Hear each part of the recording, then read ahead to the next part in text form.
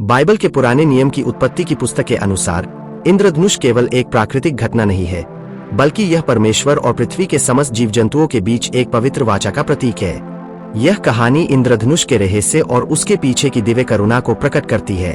कहानी को पूरा जानने के लिए वीडियो को आखिर तक जरूर देखिए। आप सभी को जय मसीह की। प्रियो, सृष्टि के आरंभ में परमेश्वर ने मनुष्य को अपने स्वरूप में बनाया था, लेकिन समय बीतने के साथ पृथ्वी बुराई, हिंसा और अधर्म से भर गई।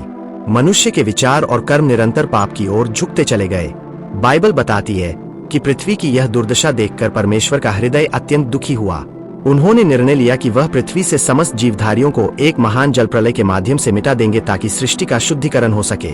परंतु उस अंधकारमय समय में भी एक व्यक्ति था जो धर्मी और निष्कलंक था। उसका नाम था नूह। नूह परमेश्वर की दृष्टि में अनुग्रह का पात्र बना। परमेश्वर ने नूह से कहा, तू अपने लिए गोपेर की लकड़ी का एक विशाल जहाज बना। परमेश्वर ने उसे नाव की लंबाई, चौड़ाई और ऊंचाई का सटीक माप दिया।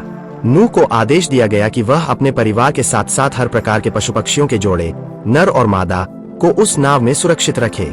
नूह ने बिना किसी तर्क के परमेश्वर की आज्ञा मानी। सूखी धरती पर एक विशाल जहाज बनते देख लोग उसका मजाक उड़ाने लगे, क्योंकि उन्होंने कभी वर्षा या बाढ़ की कल्पना भी नहीं की थी। लेकिन नूह का विश्वास अडिग था। जब नाव बनकर तैयार हो गई और सभी जीव जंतु भीतर चले गए, तब स्वयं परमेश्वर ने नाव का द्वार बंद कर दिया। तभी आकाश के झरोखे खुल गए और पृथ्वी के भीतर से सोत फूट पड़े।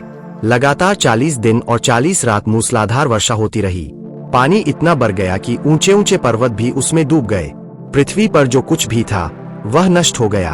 केवल नूह, उसका परिवार और वे जीव जंतु जो नाव में थे सुरक्षित बचे रहे। नाव महीनों तक अथाह जल राशि पर तैरती रही। अंततः परमेश्वर ने एक ठंडी हवा चलाई और पानी धीरे धीरे कम होने लगा। नूह ने यह जानने के लिए कि पृथ्वी सूख गई है या नहीं, पहले एक कौवा और फिर एक कबूतरी को भेजा। जब कबूतरी दूसरी बार वापस आई तो उसकी चोंच में जैतून की एक हरी पत्ती थी। यह इस बात का संकेत था कि जीवन फिर से अंकुरित होने लगा है। नूह का नाव अरारात पर्वत पर टिक गई। परमेश्वर के आदेश पर नूह अपने परिवार और सभी प्राणियों के साथ बाहर आया।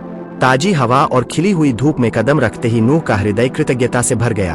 उसने सबसे पहले पत्थरों की एक वेदी बनाई और परमेश्वर के प्रति अपनी श्रद्धा व्यक्त करने के लिए एक बलि चढ़ाई। परमेश्वर नूह की भक्ति और विश्वास से अत्यंत प्रसन्न हुए। उन्होंने अपने मन में कहा कि वह अब कभी भी मनुष्य के कारण पृथ्वी को ऐसा श्राप नहीं दूंगा और न ही जल प्रलय से समस्त जीवन का अंत करूंगा। प्रियो, यही वह क्षण था जब इतिहास का पहला इंद्रधनुष आकाश में चमका। परमेश्वर ने नूह और उसके पुत्रों से कहा, देखो, मैं तुम्हारे साथ और तुम्हारे वंशजों के साथ अपनी एक वाचा बांधता हूँ। अब से कभी भी सब प्राणी जल प्रलय के कारण नष्ट नहीं होंगे और न ही पृथ्वी को उजाड़ने के लिए फिर कभी जल प्रलय होगा।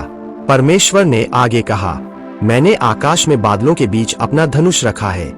यह मेरे और पृथ्वी के बीच की वाचा का चिन्ह होगा। जब मैं पृथ्वी पर बादल लाऊंगा और बादलों में धनुष दिखाई देगा, तब मैं अपनी उस वाचा को स्मरण करूंगा जो मैंने तुमसे की है। प्रियो, आज भी जब हम वर्षा के बाद नीले आकाश पर 7 रंगों की उस सुंदर छटा को देखते हैं, तो वह हमें नूह के अटूट विश्वास और ईश्वर की असीम दया की याद दिलाता है।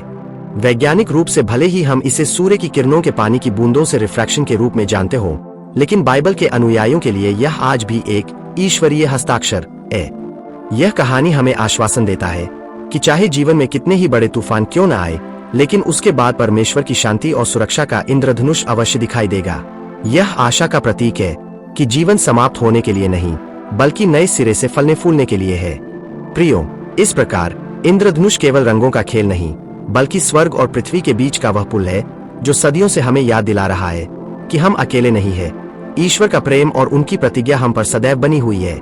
कहानी अच्छी लगी हो तो वीडियो को एक लाइक जरूर करें। God bless you.